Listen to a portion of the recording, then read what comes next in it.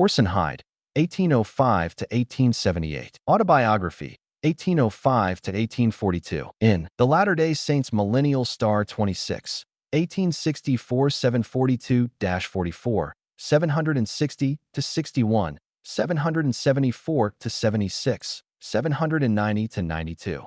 History of Orson Hyde. Orson Hyde, son of Nathan Hyde and Sally Thorpe, was born in Oxford, New Haven County and State of Connecticut, January 8, 1805. At the age of 7 years, my mother, a pious and godly woman, according to the light that then was, and member of the Methodist Episcopal Church, died soon after being delivered of a son, named Ami. Having given birth to 8 sons and 3 daughters in the following order, according to my best recollection: Abijah, Harry, Laura, Nathan, Sally, Asahel, Horatio, Maria, Charles, Orson, and Ami. My father, a boot and shoemaker by trade, was a very talented man, quick, athletic, and naturally witty and cheerful. He was kind and affectionate, except when under the influence of strong drink, a habit to which he was somewhat addicted.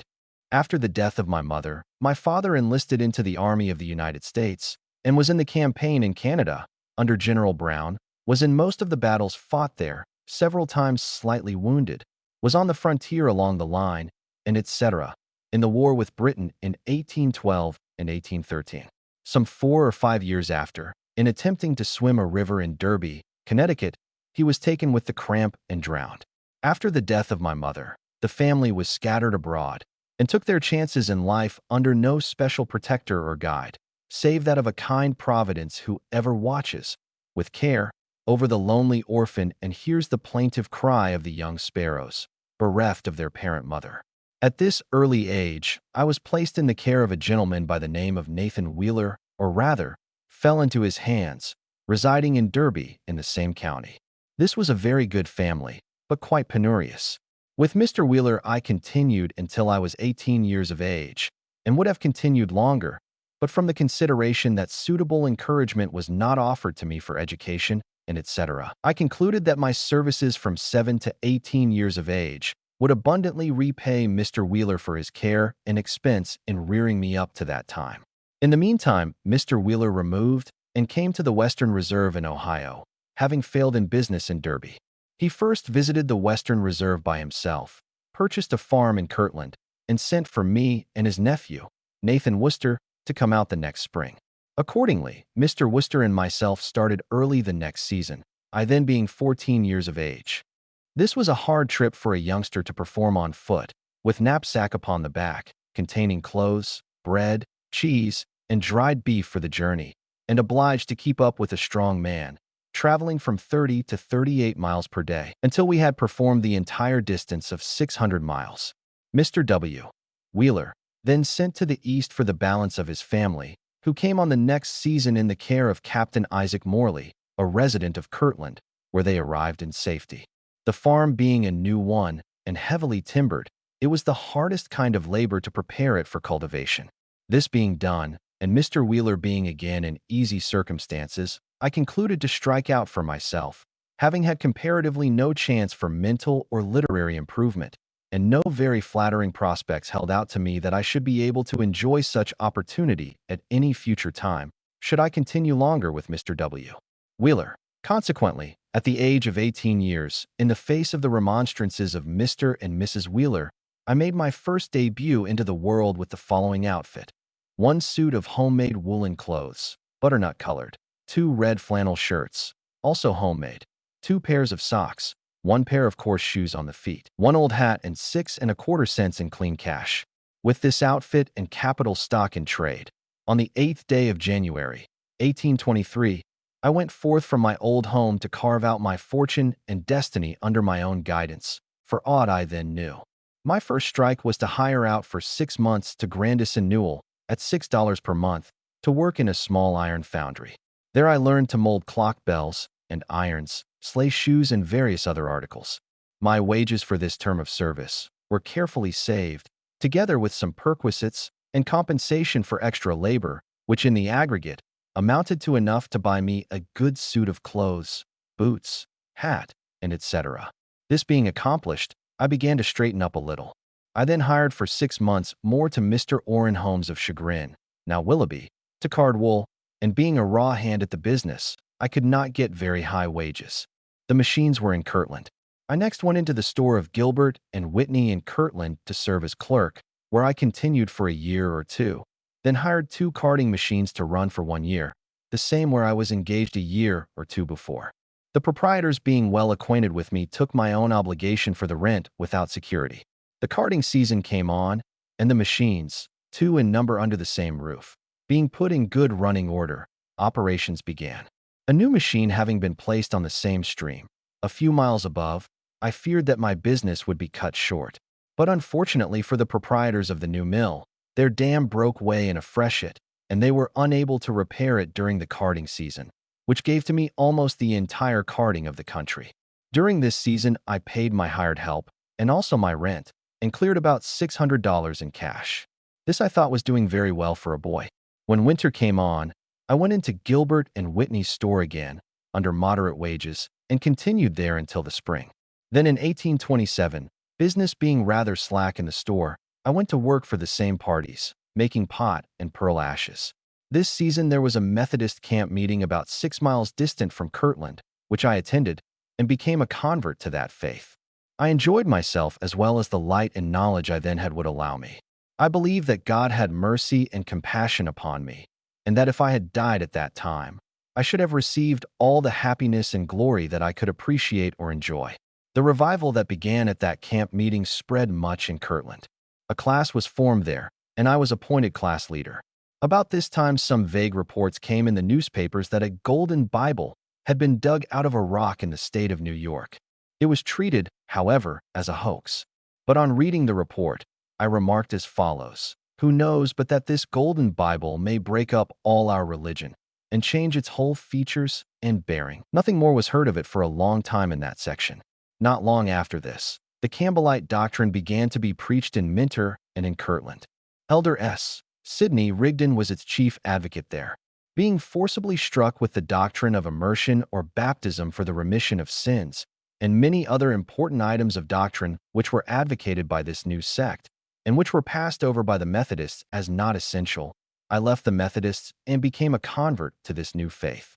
Feeling that one day I might be called to advocate it, and feeling my great deficiency in learning, I resolved to go to school.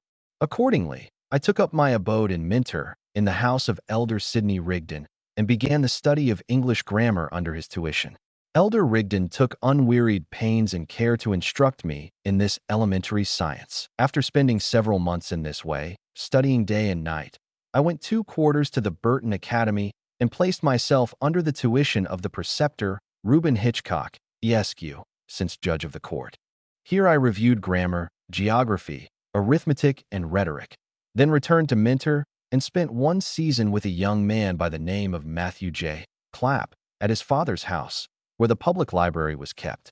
Here I read history and various other works, scientific and literary, and in the fall of the year was ordained an elder in this new church, and went on a mission with Elder Rigdon to Elyria, Lorain County, and also to Florence in Huron County. There we baptized a great number of people into the new faith, organized several branches of the church, and returned again to Minter. This, I think, was in the fall of 1829. Early in the spring of 1830, I returned to Elyria and Florence, and became the pastor of the churches raised up the fall previous. During the fall and winter of 1830, I also taught school in Florence. During this fall, Samuel H. Smith, Zebar Zeba, Peterson, F. Frederick G. Williams, and Peter Whitmer came along through that section, preaching the Golden Bible or Mormonism. I encountered them, but perceiving that they were mostly illiterate men, and at the same time observing some examples of superior wisdom and truth in their teaching, I resolved to read the famed Golden Bible, as it was called. Accordingly, I procured the book and read a portion of it, but came to the conclusion that it was all a fiction. I preached several times against the Mormon doctrine, or rather against the Mormon Bible. On one occasion, the people of Ridgeville, near Elyria, sent for me to preach against the Mormon Bible. I complied with the request and preached against it. The people congratulated me much, thinking that Mormonism was completely floored. But I, for the first time, thought that the Mormon Bible might be the truth of heaven. and fully resolved before leaving the house that I would never preach against it anymore until I knew more about it, being pretty strongly convicted in my own mind that I was doing wrong. I closed up my school and my preaching in that section and resolved to go to Kirtland on a visit to my old friends. Elder S. Sidney, Rigdon, Gilbert, and Whitney, and many others of my former friends had embraced the Mormon faith. I ventured to tell a few of my confidential friends in Florence my real object in visiting Kirtland. The prophet, Joseph Smith, June, had removed to that place. My object was to get away from the prejudices of the people and to place myself in a position where I could examine the subject without embarrassment. Accordingly, in the summer of 1831, I went to Kirtland, and under cover of clerkship in the old store of Whitney and Gilbert, I examined Mormonism. Read the Mormon Bible carefully through, attended meetings of the Mormons and others, heard the arguments pro and con, but was careful to say nothing. I prayed much unto the Lord for light and knowledge, for wisdom and spirit to guide me in my examinations and investigations. Often heard the prophet talk in public and in private upon the subject of the new religion. Also heard what the opposition had to say. Listened also to many foolish tales about the prophet, too foolish to have a place in this narrative. I marked carefully the spirit that attended the opposition, and also the spirit that attended the Mormons and their friends. And after about 3 months of careful and prayerful investigation, reflection, and meditation, I came to the conclusion that the Mormons had more light and a better spirit than their opponents. I concluded that I could not be the loser by joining the Mormons, and as an honest man, conscientiously bound to walk in the best and clearest light I saw, I resolved to be baptized into the new religion.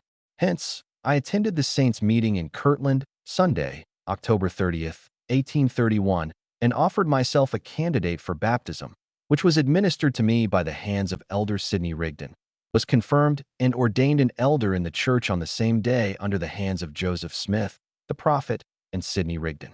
Not until about 3 days after did I receive any internal evidence of the special approbation of heaven of the course I had taken, when one evening behind the counter, the Spirit of the Lord came upon me in so powerful a manner that I felt like waiting upon no one, and withdrew in private to enjoy the feast alone. This, to me, was a precious season, long to be remembered. I felt that all my old friends, not of the Mormons, would believe me, and with a warm and affectionate heart, I soon went out among them, and began to talk and testify to them what the Lord had done for me. But the cold indifference with which they received me, and the pity they expressed for my delusion, soon convinced me that it was not wise to give that which is holy unto dogs, neither to cast pearls before swine. A few days after this, I attended a conference in the town of Orange, at which I was ordained a high priest under the hands of Joseph Smith, and appointed on a mission to Illyria and Florence in connection with Brother Hiram Smith. In these places we were the means of converting and baptizing many of my old Campbellite friends, raised up and organized 2 or 3 branches of the church, laid hands on several sick persons, and healed them by prayer and faith. After confirming the churches and bearing a faithful testimony to them and to all people, in the midst of much opposition, we returned again to Kirtland. I found Brother Hiram a pleasant and an agreeable companion, a wise counselor, a father, and a guide. Soon after our return to Kirtland, I was sent on another mission, in company with Brother Samuel H. Smith, a younger brother of the prophet, who was a man slow of speech and unlearned, yet a man of good faith and extreme integrity. We journeyed early in the spring of 1832, eastward together, without purse or scrip, going from house to house, teaching and preaching in families, and also in the public congregations of the people. Wherever we were received and entertained, we left our blessing, and wherever we were rejected, we washed our feet in private against those who rejected us, and bore testimony of it unto our Father in heaven, and went on our way rejoicing, according to the commandment. When in Westfield, New York, we preached to a crowded audience. I was speaker. After the discourse, a gentleman rose up and requested that a brief history of Joseph Smith be given to the people previous to his finding the plates. I remarked that I was not acquainted with the early history of Joseph Smith, and consequently was unable to comply with the request, but observed that his younger brother was present who might, if he felt disposed, favor them with an account of the early life of his brother. Samuel arose and said that as it was the early history of his own brother that they required, it might be thought that, in consequence of his near kin, his statements might not be free from partiality, and respectfully declined the task. The gentleman who first made the request then stated that he had been acquainted with Joseph Smith from his boyhood.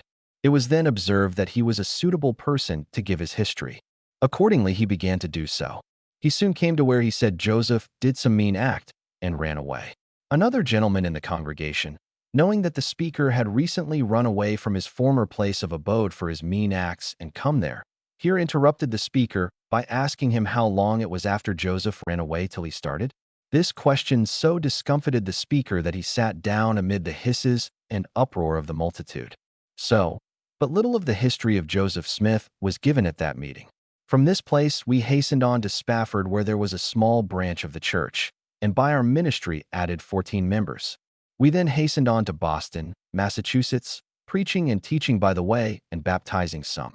We raised up a branch in Boston of some 25 or 30 members, preached also in Lynn and baptized a few who were attached to the Boston branch. Also raised up a branch of some 30 in Bradford, Massachusetts. Then proceeded on to Saco, in Maine, where we preached several times. From thence proceeded to Farmington, where we raised up a branch of about 20 in number. Returned by way of Bradford and Lowell, called on my sister, Mrs. North. Although separated from her for 25 years, she received me very coolly on account of my religion. I told her that the Lord had had particular respect for her, had not sent her this message by a stranger, a man whom she knew not, and consequently one in whom she had no confidence, but has taken your own mother's son, dandled upon the same knee, nursed at the same breast, and like Joseph in Egypt, separated from his kinsfolk and compelled to make friends among strangers. This brother comes to you with this message in the name of the Lord. She replied, if the Lord had sent you, I should think he would have prepared my heart to receive your message, which he has not done. This answer filled my heart with sorrow for her unbelief. Indeed, I could hardly restrain my feelings on the occasion. Still I did, and replied to my sister by the following interrogatives. Laura, do you think that God sent his son with a message to the Jews? Yes, was the reply. Did he, or did he not, prepare their hearts to receive it? She was silent, and with a heart ready to burst with grief, I turned away from my sister, being confident that her heart was fully set to reject my message, and bade her adieu, resolving to be slow to call upon any more of my relatives, that I might be exempted from the duty of washing my feet against my own kindred in case of being rejected, leaving them to be warned and dealt with by strangers. Mr. North, her husband, a very good man in the estimation of his acquaintances, loving popular religion and money also, gave me to understand that I was welcome at his house on account of relationship, but that he did not care to entertain my colleague, Brother Samuel H. Smith. Oh, thought I, that you were worthy before God to entertain him. I cared not for his invitation, as I thought more of Samuel than of anyone in his house, and stayed only long enough to discharge my duty, and never again voluntarily returned. From Lowell we returned to Boston, and from thence we went to Providence, Rhode Island, and there baptized some 10 or 15 persons amid most violent opposition. We had to flee in the night, sleep under the fence and under an apple tree. Went back to Boston, and then started for home, where we arrived late in December. This was one of the most arduous and toilsome missions ever performed in the church. To travel 2,000 miles on foot, teaching from house to house, and from city to city, without purse or scrip, often sleeping in schoolhouses after preaching, in barns, in sheds, by the wayside, under trees, and etc., was something of a task. When one would be teaching in private families, the other would frequently be nodding in his chair, weary with toil, fatigue, and want of sleep. We were often rejected in the after part of the day, compelling us to travel in the evening, and sometimes till people were gone to bed, leaving us to lodge where we could. We would sometimes travel until midnight or until nearly daylight before we could find a barn or shed in which we dare to lie down. Must be away before discovered lest suspicion rest upon us. Would often lie down under trees, and sleep in daytime to make up loss.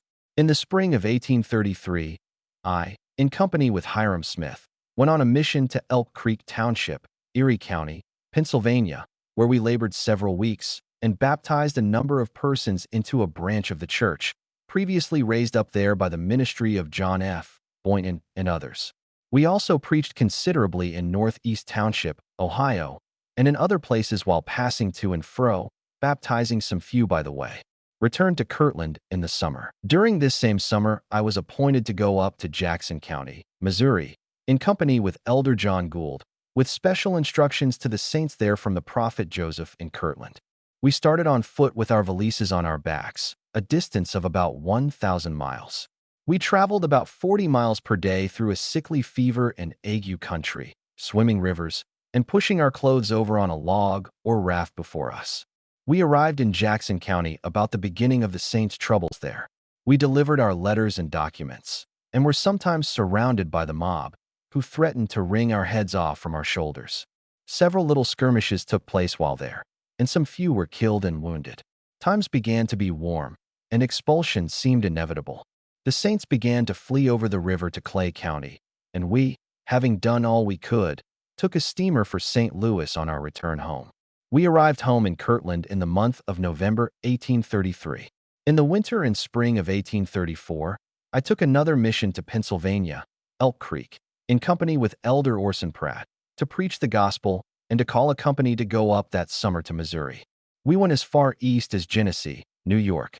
In the month of May, the company started from Kirtland for Missouri. I went round by Florence to collect some money due me there, for the benefit of the camp. I obtained between $100 and $200, met the camp near Dayton, and turned in myself and my money to strengthen the camp.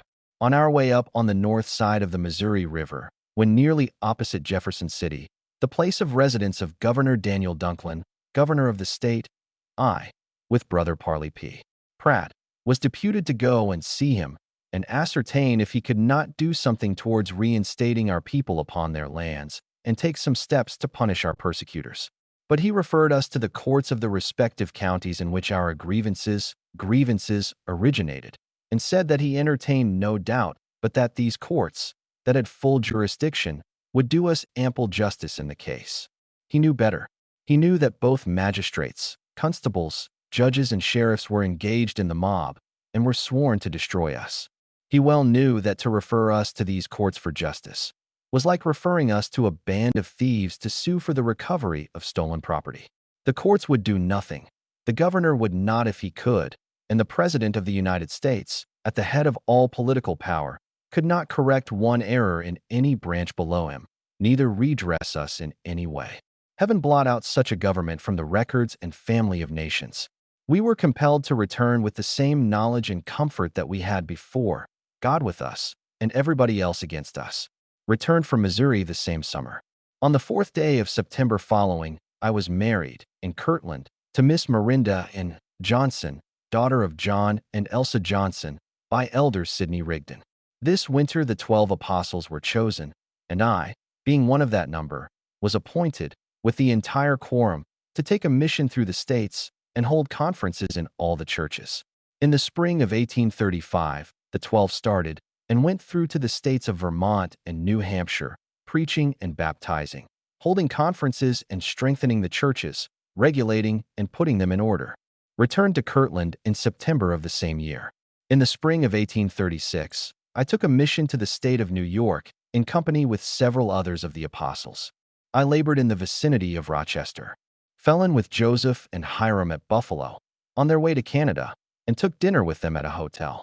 I next proceeded to Canada to join Elder Parley P. Pratt, who had previously gone there and had called for help. Elder Pratt and myself labored in company for a season. At one meeting, a learned Presbyterian priest came in just at the close and bade us a challenge for debate. We, at first, declined, saying that we had all the labor we could attend to without debate. But nothing would answer the priest but debate. We then said, debate it should be. Accordingly, time and place were agreed upon, and also the terms and conditions. Before the debate came off, Elder Pratt was called home as a witness in a case at law and left me to meet the champion alone.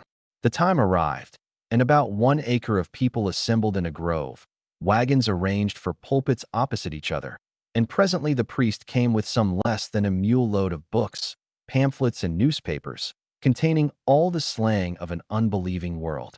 The meeting was duly opened by prayer. All things being ready, the battle began by a volley of grape and canister from my battery, which was returned with vigor and determined zeal. Alternate cannonading, half-hour each, continued until dinner was announced. An armistice was proclaimed, and the parties enjoyed a good dinner with their respective friends. After 2 hours, the forces were again drawn up in battle array. The enemy's fire soon became less and less spirited, until, at length, under a well-directed and murderous fire from the long 18ths with which Zion's fortress is ever mounted, to wit, the Spirit of God, the enemy raised his hand to heaven and exclaimed, with affected contempt, "Abominable! I have heard enough of such stuff." I immediately rejoined, "Gentlemen and ladies, I should consider it highly dishonorable to continue to beat my antagonist after he has cried enough, so I waived the subject." The priest did not appear to think half so much of his scurrilous books, pamphlets, and newspapers, when he was gathering them up to take away, as when he brought them upon the stand. Their virtue fled like chaff before the wind. About 40 persons were baptized into the church in that place, Scarborough, immediately after the debate. Jenkins was the name of the priest. It is highly probably that he has never since challenged a Mormon preacher for debate. When Elder Pratt returned to Canada, my wife came with him and joined me in that country. We continued to labor in Markham, Scarborough, and Toronto during the season, and returned to Kirtland in the fall, after raising up several branches of the church. Engaged this winter in reading Hebrew. Spring of 1837, went on a mission to England, in company with Elders Heber C. Kimball, Willard Richards, John Goodson, Isaac Russell, John Snyder, and Joseph Fielding. Labored in Lancashire and Yorkshire, and baptized about 1,500 souls by our united labors, and returned again to Kirtland, May 21, 1838. This summer I removed with my family to Far West, in Missouri, where I was taken sick, soon after my arrival, with bilious fever, and did not fully recover until the spring of 1839. Few men pass through life without leaving some traces which they would gladly obliterate. Happy is he whose life is free from stain and blemish. In the month of October, 1838, with me it was a day of affliction and darkness. I sinned against God and my brethren. I acted foolishly. I will not allude to any causes for so doing save one, which was, that I did not possess the light of the Holy Ghost. I lost not my standing in the church, however, yet, not because I was worthy to retain it, but because God and his servants were merciful. Everlasting thanks to God, and may his servants ever find mercy. Brothers Hiram Smith and H. Heber C. Kimball, men of noted kindness of heart, spake to me words of encouragement and comfort in the hour of my greatest sorrow. But Hiram is gone. Peace to his ashes and blessings upon his posterity. Heber lives, and may he and his posterity live to tread upon the necks of the enemies of God. I seek pardon of all whom I have offended, and also of my God, in the name of Jesus Christ. Amen. I located with the saints in commerce, since Nauvoo. Here I took the ague, which lasted me for months, and which came well nigh killing me, and also my family. At the April conference in 1840, reduced to a mere skeleton, I was appointed, in company with Elder John E. Page, to go on a mission to Jerusalem, and started, gone nearly 3 years. Performed the mission, but Elder Page did not. Returned to Nauvoo latter part of December, 1842, the particulars of which, and my subsequent history, are contained in the general records of the church.